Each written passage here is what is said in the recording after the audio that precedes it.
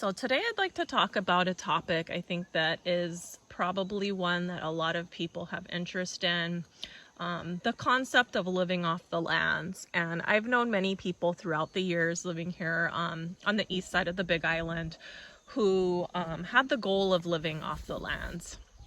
And I do know a couple that do raise most of their food that they eat. They have chickens, some other different types of birds, and grow all their own veggies, make goat cheese, and have different fruit trees and all of that.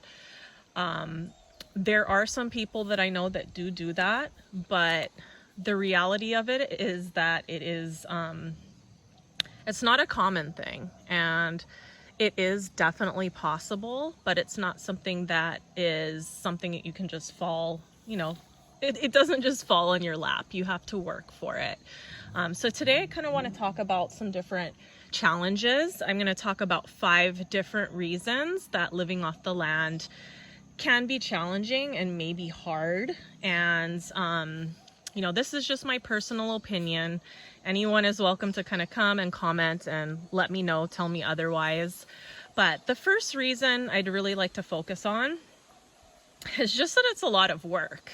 I think, you'll buy a property, for example, or, maybe you already buy an established property with a house on it, and there's just some land that you can use. Now, some people are lucky and they buy, properties and there are things like avocado trees growing on them, other different fruit trees, some citrus trees, and breadfruit. Breadfruit is a really great starch, and it's delicious. So a lot of properties, well, not a lot, but some properties will come with those already growing on them. But, in my example of the property we bought, and most people's example if they buy kind of undeveloped land, is it's a lot of work to kind of even get started with even producing any food to even just supplement your diet. I would say it's a full-time job. If you want to have chickens, there's some work to that. Whether you just want it for the eggs or for the eggs, or if you want to actually raise chickens to butcher and eat later. Growing your own veggies. I grew veggies. I've grown veggies before, and it was really just enough to supplement the other veggies that I bought. I think it takes a tremendous amount of work to grow your own veggies and have them be enough to supplement your diet. And there's only 2 of us, so if you had a whole family, it would take a lot of work to be growing those veggies. You don't, not everything is producing at the same time. I had the best luck in my growing experience with greens like kale. There were some other greens that I grew as well, Swiss chard, some different spinaches that weren't technically spinach, like an Okinawan spinach. The greens I felt like I got the best return on. Things like zucchini, I'd be growing a plant for months and I would be lucky to get 1 or 2 zucchinis off the plant. Peppers grow quite well, but they're small. So things like that, you'd need a really big garden to be able to support all of your vegetable eating, needs. So that would take time. Things like fruit trees, for example, they only produce fruit seasonally, and unless you have established fruit trees on your property, you're going to plant a tree and it's going to be years and years and years before those trees produce anything.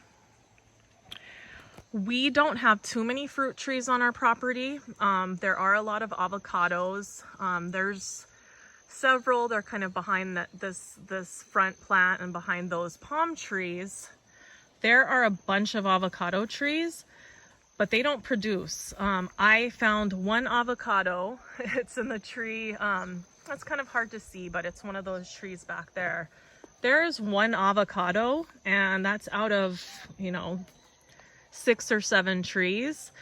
So I would have to put in a lot of work to get the trees producing. Sometimes, in the case of avocado trees, I think I heard it takes 7 years for them to fruit, and sometimes the trees don't even fruit. So that's a long time to wait. There are other fruit trees that kind of produce quicker, like the banana tree.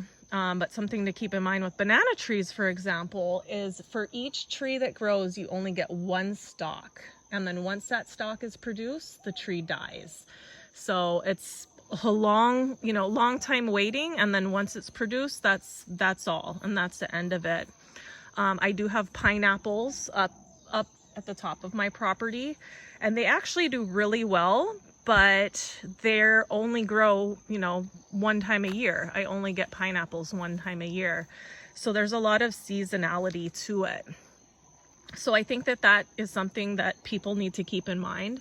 If you are working like a 9-to-5 job, you're working 40 hours a week, it may not be possible. I've been working a lot throughout my time living here. I probably used to work 60-hour weeks, and it was a challenge for me to even have a small garden growing. So you definitely want to keep that in mind. And that kind of leads me to my second reason why living off the land is hard, and it's kind of related, is and this is a big challenge for me, which sort of keeps me from doing more with my property, is there's like normal land maintenance. So just keeping my lawn mowed, keeping areas that can't be mowed weed whacked, making sure that, different trees are cut. We have to get a bunch of these trees cut. There are a bunch of these other trees that, fall down and need to be cut. There's just a lot of normal land maintenance that needs to happen. And I'm just oftentimes just keeping up with keeping my property not looking like a total mess. And I don't have a lot of time to even, I've wanted to get chickens for quite some time, but I just don't feel like before I have the property more set up, that I really have the time for that. Like there's, constant sticks and brush falling, constant palm fronds that are constantly falling. So, while this might not look completely picked up and it's still pretty jungly, it's a lot of work to just, have the property look like this. So that definitely is a big consideration. It's not like you can, here it's so tropical. We have so many plants, and they grow very fast and take over fast. It's not like some other places you might be able to like homestead and live off the land a little bit easier, where the land doesn't have as much maintenance just to keep it from the jungle taking over. And I think that's something that I had no idea about. I kind of bought my property and knew there would be some maintenance required, but the sheer amount of work that's involved with it was not something that I expected. And, I did hope to have, a more established homestead by now with many different things growing. I would have loved to have more fruit trees planted at this point. Like I said, I've wanted chickens for a very long time. So that is definitely a challenge. The third reason I think living off the land is a challenge is, let's say that you want to hire somebody to help you. You want to hire somebody to help get you set up, to help plant some fruit trees, maybe a normal just yard person to help with some of the upkeep with the lawn and weed whacking and things like that. It is a huge challenge, at least in my experience, finding reliable people to help. In our time that we've lived here, I can't even almost count the number of people that we've had trying to help us. And first of all, it's a big challenge to get somebody to even show up. A lot of times they'll show up the first time, they'll be like awesome, and you'll think, wow, and think that this might be a person who can really help you regularly until you can get things a little bit more set up, maybe have them cut some trees, and do various other kind of preparation on the land so you can have it more set up to live off the land and grow different things. A lot of times they'll do a great job that first time if they show up, and maybe they'll show up a second time, they'll do a horrible job. Maybe they just won't even show up at all. We were supposed to have somebody come and do some yard things for us, some brush clearing and things like that on Friday. And the person never showed up. You know, I tried to check in with them. They never even responded to give any type of excuse on why they weren't able to come. So no-shows are huge. A lot of times you'll get people that, you know, they'll show up, but they'll just not do a good job. So it's a huge challenge finding people with a good work ethic who do a good job. Sometimes people you'll hire, you'll need to be out there the entire time with them, kind of, you know, almost hand-holding in a way. And sometimes you just think, oh, well, I could just be doing this myself since I have to be out here the whole time. And we have had some good worker people. A lot of times they will move on and they'll find, you know, other jobs that are a little bit more regular, or they're, you know, really expensive. So we'd have them come once to do kind of a job and just not be able to really have them come back again, just because they do a good job and they charge so much because of that. So that's been a huge challenge for us as well. You know, kind of keeping us from getting our homestead, you know, more going. And it's been kind of a bummer, but it is what it is. I think another reason, so it's like the fourth reason, is there are a lot of pest species and different invasive species that kind of take over the land. I've kind of mentioned the trees there, and I'll kind of walk over. It's actually sort of short right now, but there's this grass you can see right here. I believe it's guinea grass, and this used to be covering this entire area. And it grows very fast. This was mowed at the same time as the other greenery next to it. It grows so fast. Stuff like that will just take over. One thing that's been kind of tough dealing with is the fire ants. They take kind of a lot of work just to control, and they don't sound, you know, that disruptive. You just hear fire ants, you're probably like, big deal. You know, I've been bit by ants before, but these are super small. They live in the trees. When we first got here, I couldn't even walk under a tree without getting bit. So it makes working outside more of a challenge. So just controlling the fire ants is a big job. But another huge pest that it's almost impossible to ignore, and it's caused a lot of destruction on our property, is the wild boar, the wild pigs. You can see this area here, they've like completely ripped this up. And this used to all, you know, once we got the guinea grass a little bit more under control, this was all like a really nice grassy area. They have come and they dig and they rip stuff up. I've heard stories of people having beautiful gardens, growing things like sweet potatoes and things like that, which are a great starch and do really well growing on the island. But they'll come and they'll come and dig them all up. Taro is kind of a staple crop here. It's like another starch that actually the Hawaiians used to grow back before, you know, people came and colonized here. The wild pigs love the taro. They'll just rip things up, you know, whether it be ornamental plants, but more destructive is your food that's growing, and then all of a sudden it's completely ripped up by the pigs. I heard recently of somebody's entire pineapple patch being taken out by the pigs. They will come and girdle and, like, you know, kind of mess up your fruit trees and kill a lot of them as well. I know somebody who has an orchard, and many of the trees have been taken out there by the wild boar. So that's a huge thing. That definitely is a challenge. Another thing is rats.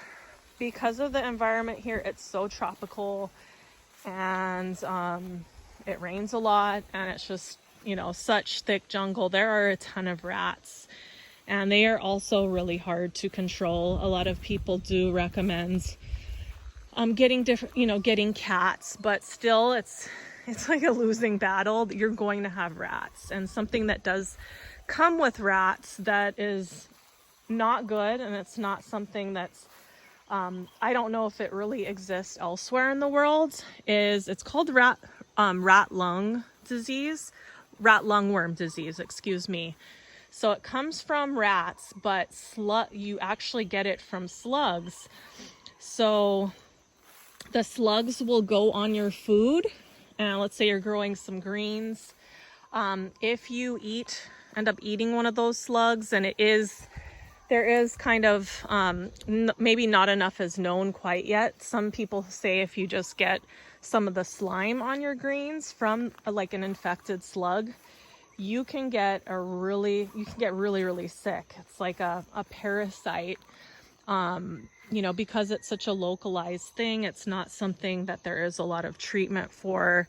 There have been people who've gone into long comas, other people who have, they've been completely messed up, like, to the point where they can't heal from it. It's not super common, but it is very scary, and something that I think a lot of people don't know enough about. So definitely something to be aware of. So that leads me into my fifth reason. The rats and rat lung disease, they get worse when it's raining. So that's my fifth reason, is just the sheer amount of rain that we get. At the beginning of the year, it probably rained for 5 months straight, every single day, most of the day. I did have a little garden going before that. My plants started to completely mildew over, and then they eventually just died. So I think, and this actually fell yesterday. This is like a huge branch from our rainbow eucalyptus tree here. And, you have things like branches falling, and you have a lot of rain, and your plants, and even some of your livestock. I've heard that goats do not do well in a lot of rain. So just the rain makes things really challenging, to where it's hard to be outside. And this isn't just like sprinkling rain. It can just rain constantly. So there are a lot of challenges here, I think, with living off the land, getting a successful homestead where you're growing your own food, raising eggs, maybe raising your meat. The concept of living off the land does take a lot of work. It is not impossible, and is definitely doable, but you do need to have a lot of time. It is like a full-time job, and there are these different considerations to keep in mind that are going to make it somewhat difficult. I hope that you liked this video. I hope you found it informative. I would love if you liked and subscribed. Let me know in the comments below if there's anything you would like to add to, anything you disagree with. And just want to say thank you for watching.